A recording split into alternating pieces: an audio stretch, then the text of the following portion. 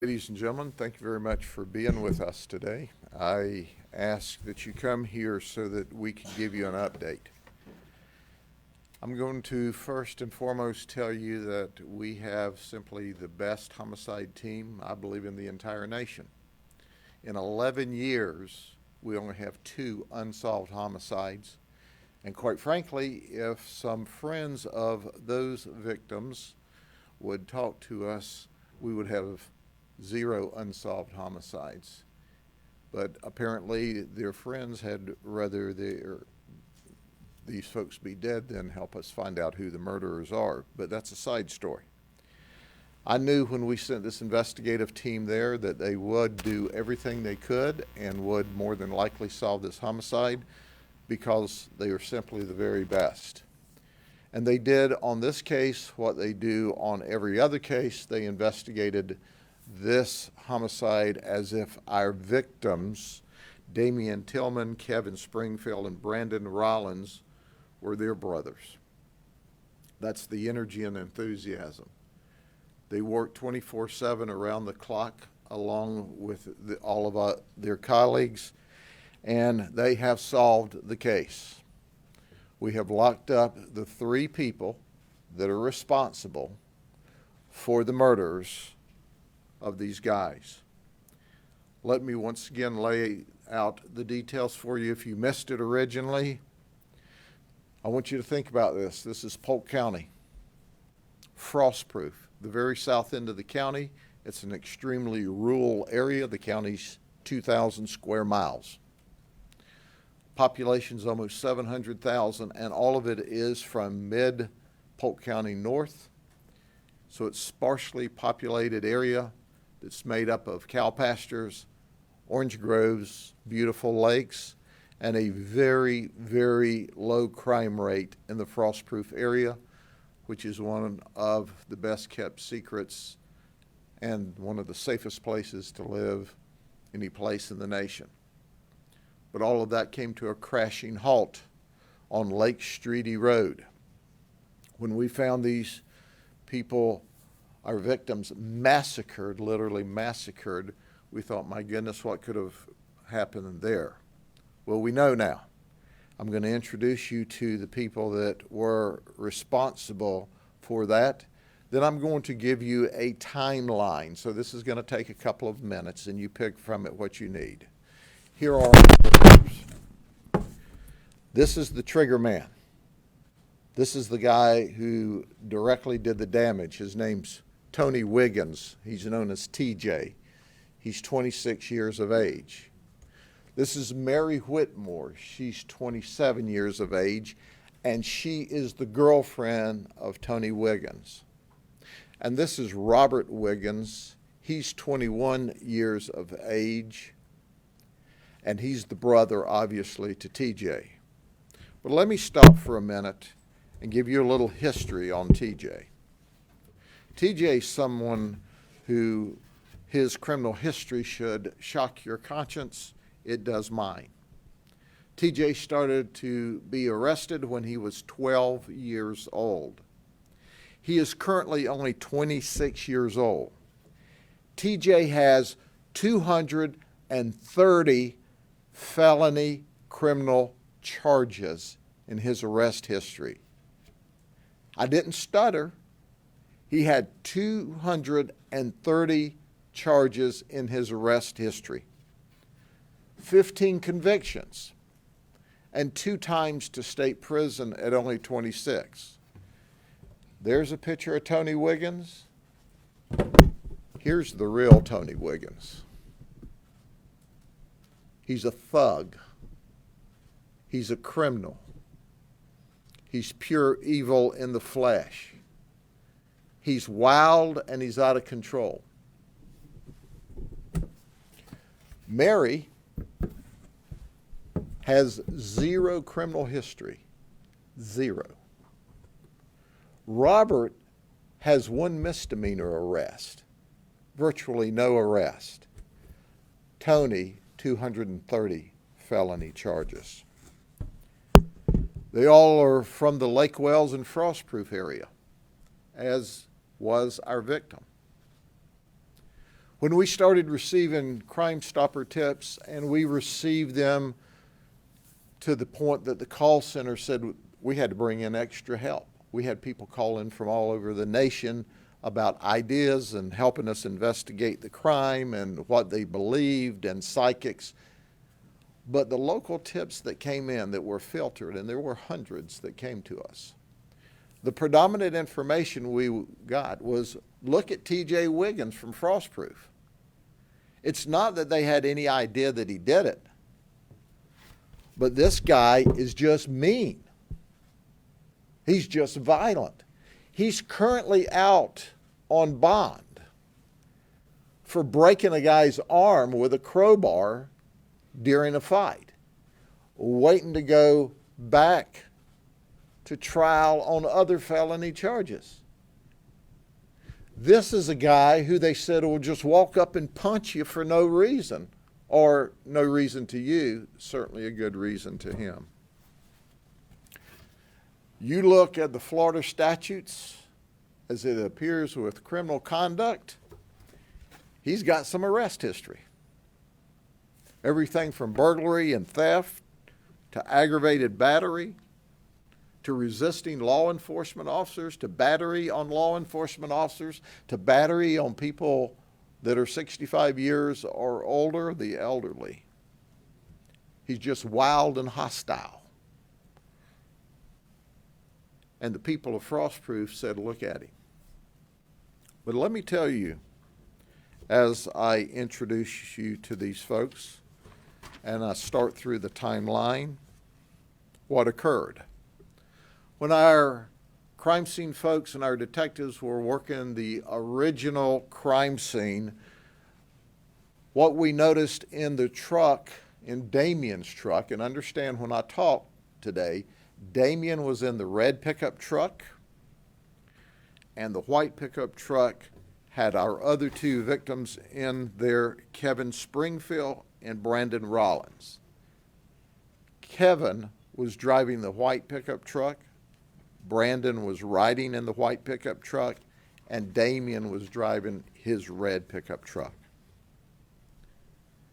The three of them decided to go to the lake to fish. What's more wholesome than three friends, three close friends, fishing together in Frostproof on a Friday night? And that's what they were doing. But first, Damien stopped at the Dollar General store. And we figured that out because we saw a Dollar General bag in the victim, Damien's truck. And there were things that he'd purchased there. So we went to Dollar General, and I want to tell you, when you look at a professional business that was totally cooperative with us, it's Dollar General. Dollar General always works well with us because, you know, they want good customers and they don't care for criminals stealing their stuff or certainly committing murders. What we saw when we pulled the videotape was Damien standing in line to check out. The person behind him in line to check out is, newsflash, TJ. The person behind TJ is Robert. And we also determined that Mary was in the store. So let's go to a timeline. At 21:56 hours, we call that 9:56 in the evening, Damien is checking out of the store with his product. He is followed out of the store by TJ, who checks out about 15 seconds later. And he's also followed by his brother and his girlfriend. At 10:06 p.m., only 10 minutes later, Brandon, who is now in the white pickup truck, frantically calls his dad and says, "Help, And I've already talked to you how Dad ran to the scene only to find the massacre at the scene. What we know is that Damien drove directly to the lake from Dollar General to meet his friends, Kevin and Brandon. What we know is that as a result of that, the murder occurred in short order, in less than 10 minutes. So we have all three of the suspects in the store with Damien and checking out 10 minutes before the frantic call for help. So our detectives now confirm that, hey, this guy Tony, or TJ, that we've received tips from is standing in line with and had a conversation with Damien in the store. We don't have the conversation because there's no audio, but from body language, it was not violent or animated. It was just a normal conversation. But our detectives on Monday found our suspects. And they were living on Sarver Avenue in a family compound of camper trailers. And this is in the woods outside of Frostproof. And they were living off the grid. No running water, no electricity. They had some generators. So understand that now we're talking about Frostproof in a rural part of the county. The shooting happened in a rural part of the county. And we literally have to walk the road, and we go down a dirt path through the woods that opens up into a compound off the grid. That's how far out in the woods this is. So our detectives immediately interview Tony Wiggins and Robert and Mary Whitmore. Robert and Mary consistently lie to protect TJ. Robert lies to us, Mary lies to us, TJ lies to us. They don't tell us the truth. The only common thread during their interviews, otherwise the stories are all over the place, from different vehicles to where they went to they didn't go anyplace, but they agreed on one thing. They went to McDonald's and ordered 10 double cheeseburgers and 2 McChicken sandwiches. That's the only thing.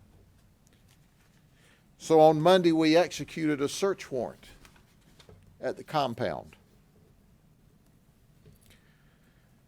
TJ was found to be in possession of 2 shotguns and 2 SKS 7.62 rifles.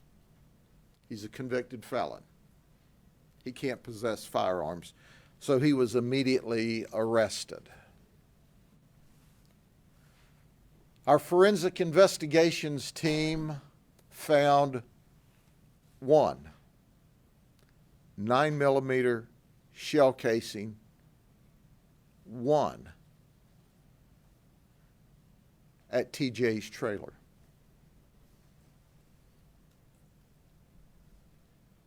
The Florida Department of Law Enforcement said from the very beginning, I had 2 conversations with the commissioner this weekend. He's a dear friend of mine. He said, Grady, FDLE's here to do anything you need. And I told you about them chipping in $10,000 to help. And he says, our lab's at your disposal. I called him Monday afternoon. I said, we need to compare some shell casings from the scene to a shell casing at our prime suspect's house. We plan to bring it over in the morning. He said, no, bring it over tonight and let's get started. They brought in people. That's the help. That's the teamwork. What did we determine? the shell casing at the scene, the shell casing at TJ's house, were all fired from a Smith & Wesson handgun. And both the shell casing at home and at the scene were fired from the same weapon, the weapon that committed the massacre, in the hands of TJ. So on Tuesday, when we got the paperwork wrapped up with all of that investigation, we went back to the scene. And we asked Robert and Mary if they would join us at the sheriff's office for a clarifying interview, and they agreed to come up to the sheriff's office to talk to us. Tony had lawyered up. Mary made some admissions. She said, I bought the ammunition. TJ was with me. Newsflash, we got video of that too. That ammunition was purchased on the 9th of July. She also gave us, once again, multiple stories about being with and confirming she was in the Dollar General that night. We've got evidence to show they were together less than 10 minutes before the murder. And then when we pressed her for the details and she realized, oh my gosh, they've got me, she lawyered up. She didn't cooperate anymore. Robert, the younger brother, we talked to him. Robert, up to this moment, or up to this event, is not a bad guy, at least in the criminal sense. One misdemeanor arrest. When Robert's in line, he hears Damien tell the clerk, we're going fishing. Damien tells the clerk, because the clerk knows everybody, it's a small town. Yeah, I'm going fishing with Kevin. So Robert and TJ are talking, and he says, yeah, Damien's going fishing with Kevin. And TJ says, what? Kevin's going to be there? So when they leave the store, TJ tells Robert, who's driving, go to the lake.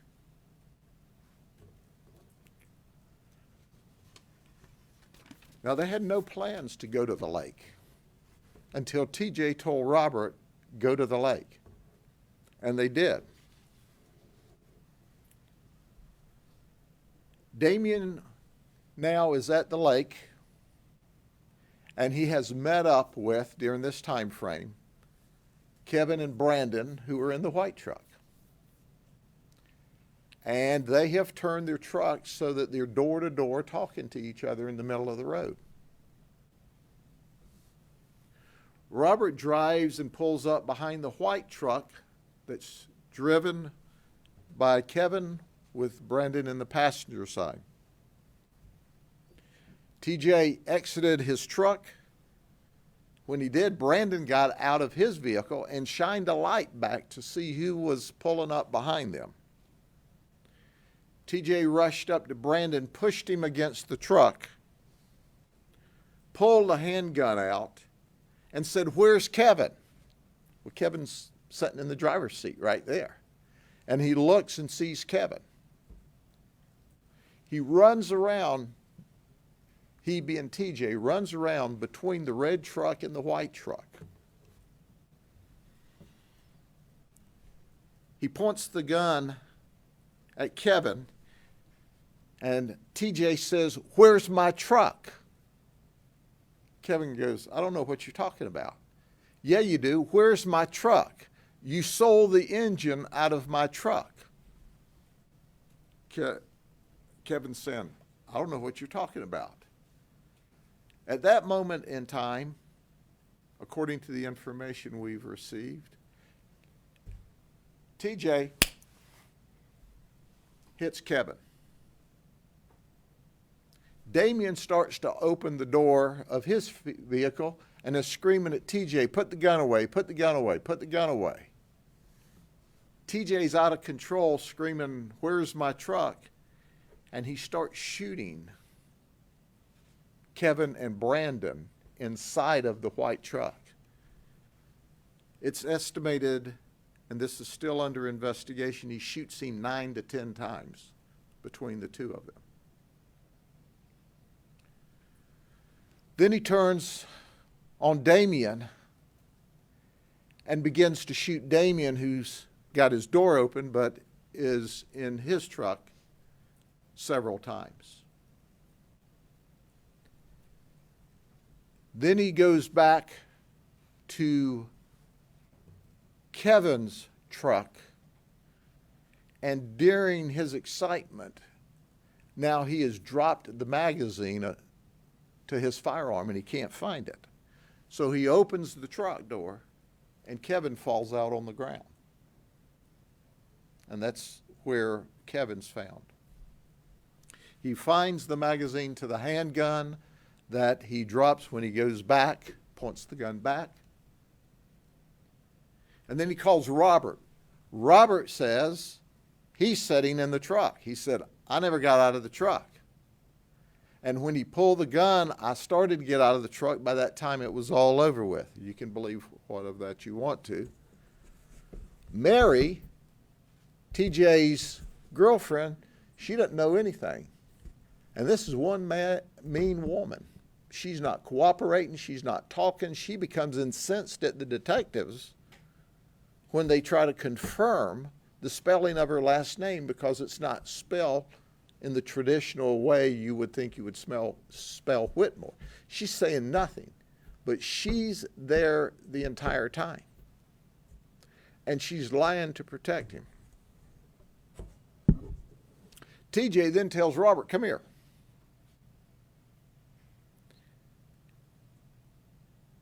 Help me put Damien in the truck.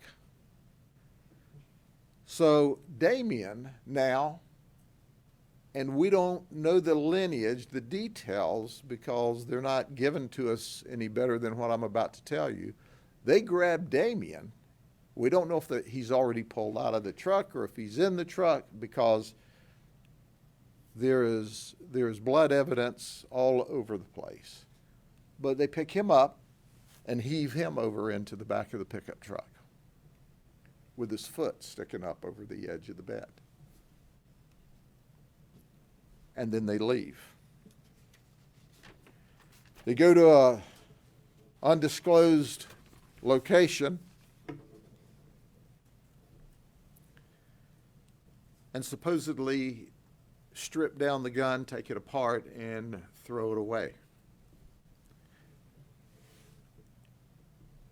They immediately go to McDonald's in Lake Wells and order 10 double cheeseburgers and 2 McChickens. While they're standing in line, they go through the drive-thru. It's very quiet. TJ simply says, we weren't there. And that's all the conversation that they will admit to. We believe there's more than that. We found throughout the investigation that they lied for TJ, that she bought ammunition for TJ. And then later on Saturday, keep in mind this happened on Friday night, Robert takes that truck, which belongs to another relative, to a car wash because it's coated in red mud and cleans it up. The owner of the vehicle knows that they're driving the vehicle. That young lady who is a relative doesn't know anything about anything. She's just throwing a fit because you said you were going to Sebring or Avon Park in my truck and you bring it back looking like this, Robert cleans it up.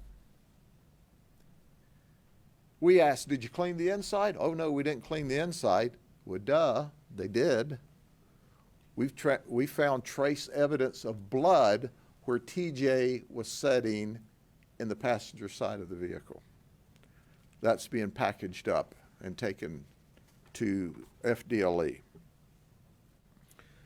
So at the end of the day, we've charged TJ Wiggins appropriately with 3 counts of first-degree murder.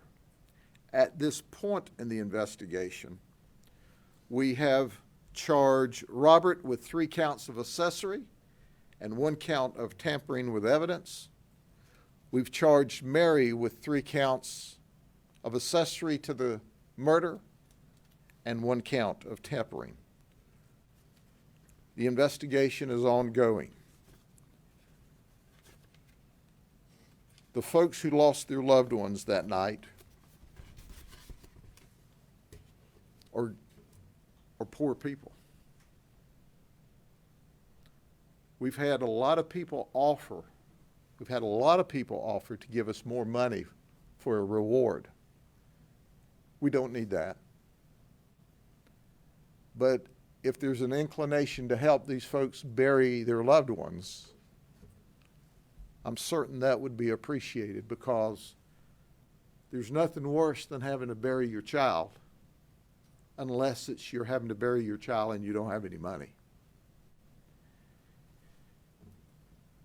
It's important to understand, and I alluded to this the other day, I can give you more details today, that as I said originally, normally the normal murder is around drugs, alcohol, money, domestic events. No evidence of drugs in either of the victims' car. None, 0. No beer cans, no meth, nothing. In the suspect's vehicle when we see it, there's no indication of drugs at all.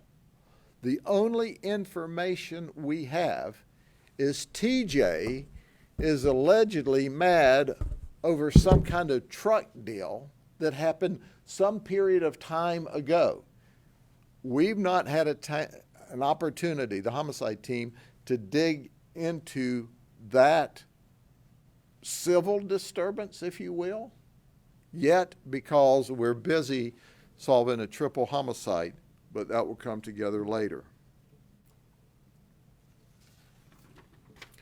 The State Attorney's Office, which is simply the very best, worked with us hand in glove during the entire investigation, and we'll be doing the same with them as we prepare to charge, as we prepare with them to prosecute TJ for the massacre of these 3 folks.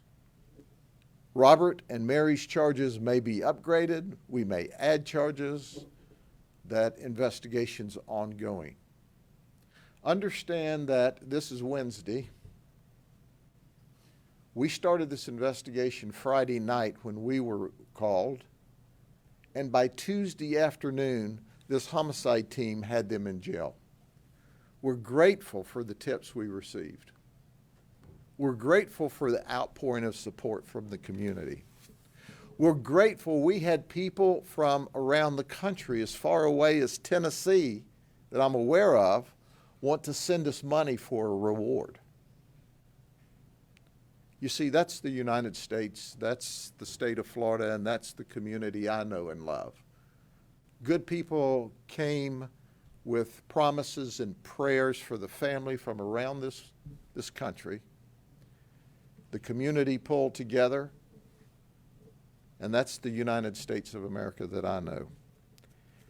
Now, quite literally, other than investigative details we're working on, evidence we're preparing to take to the lab, you know what we've been told up to this point in the investigation. You can ask questions. I'll either answer them or I won't. Yes, ma'am. Beyond this, you know, the argument over the engine in the car, was there any other motive that you guys found? The only conflict we see is this. Where's my truck?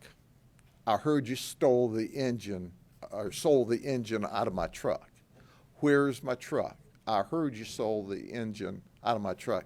And for that, this guy massacres 3 young men, 23, 27, and 30, on their way fishing Friday night near Frostproof. It's gut-wrenching. This is evil in the flesh. This is a guy who can hurt you just because it's the right thing for him to do at that moment in time with his 3 brain cells. Yes, ma'am. How do you know about this truck deal? Is one of these suspects cooperating, or is this something that Brandon Rollins told his father? Well, we're not telling all of how we put this together. As you can imagine, I'm giving you the 30,000-foot view. So that you can have the complete picture of what happened.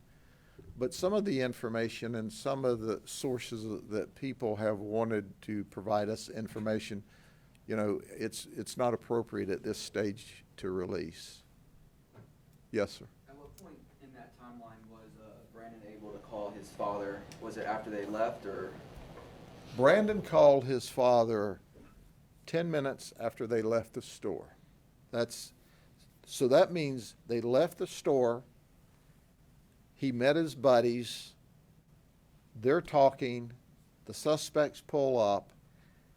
Whether Brandon, I imagine, all information I have is he made the call when the argument started. Because by the time Dad got there and found his son on the ground, gasping his last breaths, and he's holding his son, or he's with his son during the very end of his life, and he's panicked. As I told you, he ran to the store, and people, good question, well, why didn't he just pick up his son's cell phone and call? Well, his son's phone had fallen down inside the truck. And in his panic and fear, he didn't see any cell phones. He just knew the three boys and his son were shot to pieces, and he ran for help, which is all he knew to do.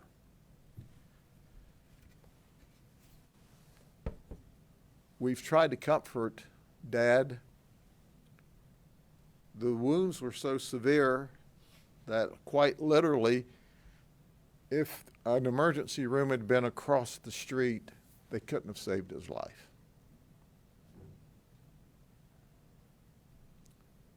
But you can't imagine the horror of a dad to find his son shot up. I don't mean shot, I mean shot up, as we say in Polk County vernacular. Multiple gunshots and dying in your arms. Yes, ma'am. You said you got several tips pointing to Tony Wiggins. Can you specify about how many tips? I don't know how many of them specifically talked about TJ or Tony. Several. And you know why? Not that they had any information about the murder, but he's just mean as a snake. So it's a small community. Frostproof is probably 3,000, 3,500 people. And this is in what you would call the outskirts. It was not downtown Frostproof. Frostproof is the mega center at 3,000. This is probably 3 or 4 miles, 5 miles south of Frostproof in a very remote area. But everybody knows that if Tony Wiggins is the prime suspect for anything that goes wrong, and that's easy to assume when at 26 years of age he's got 230 felony charges. And he's been arrested consistently from the time he was 12 years old.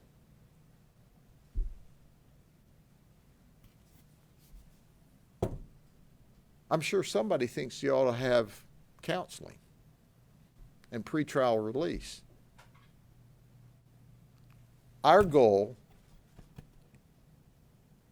and we pray that the state attorney can seek the death penalty.